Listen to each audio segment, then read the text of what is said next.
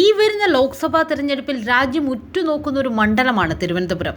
ഇവിടെ മൂന്നാം ഊഴത്തിലും വിജയക്കൊടി പാറിച്ച വിശ്വപൗരൻ എന്നറിയപ്പെടുന്ന ഡോക്ടർ ശശി തരൂരിനെ തന്നെയാകും കോൺഗ്രസ് വീണ്ടും തിരഞ്ഞെടുപ്പിൽ സ്ഥാനാർത്ഥിയാക്കുക എന്നത് ഉറപ്പായി കഴിഞ്ഞു. തരൂർ തുടർച്ചയായി 4ാം വിജയം നേടിയാൽ അത് തിരുവനന്തപുരം മണ്ഡലത്തിന്റെ സർവ്വകാല റെക്കോർഡായിരിക്കും.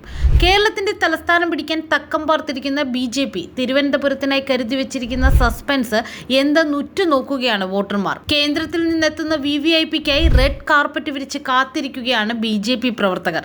അതേസമയം ഇടതു മുന്നണിയിൽ CPIയുടെ മണ്ഡലമാണ് തിരുവനന്തപുരം. തരൂരിനെ തളയ്ക്കാൻ CPI പൊതു സ്വതന്ത്രനെ പരിഗണിക്കുന്നതായാണ് പുതിയ വിവരം. CPMന് കൂടി താല്പര്യമുള്ള ഇടത് ചിന്താഗതിയുള്ള സാമൂഹ്യ സാഹിത്യ രംഗങ്ങളിൽ ശ്രദ്ധേയരായ വ്യക്തികളെയാണ് പരിഗണിക്കുന്നത്. മുതിർന്ന നേതാവ് പന്ന്യൻ രവീന്ദ്രൻ, മന്ത്രി GR അനിൽ എന്നിവരുടെ പേരുകൾ പരിഗണിച്ചിരുന്നെങ്കിലും ഇരുവരും മത്സരിക്കാൻ ഇതുവരെ താല്പര്യം പ്രകടിപ്പിച്ചിട്ടില്ല.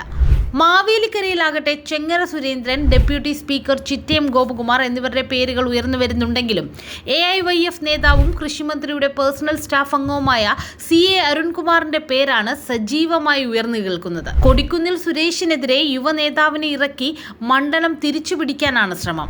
അഖിലേന്ത്യാ ദളിത് റൈറ്റ്സ് മൂവ്മെന്റ് ഭാരവാഹി കൂടിയായ അരുൺ മണ്ഡലത്തിൽ നടത്തിയ കർഷക ജാഥ ശ്രദ്ധ നേടിയിരുന്നു.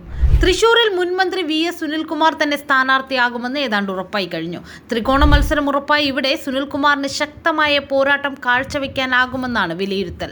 വയനാട്ടിൽ രാഹുൽ ഗാന്ധി വീണ്ടും മത്സരിച്ചാൽ ദേശീയ എക്സിക്യൂട്ടീവ് അംഗമായ ആനി രാജയെ രംഗത്തിറക്കി പോരാട്ടം കടുപ്പിക്കാനാണ് CPI ആലോചിക്കുന്നത്. സത്യൻ മൊകേരി, PP സുനീർ എന്നിവരുടെ പേരുകളിലും ചർച്ചയിലുണ്ട്. 26-ന് CPIയുടെ സ്ഥാനാർത്ഥികളുടെ കാര്യത്തിൽ അന്തിമ തീരുമാനമാകും.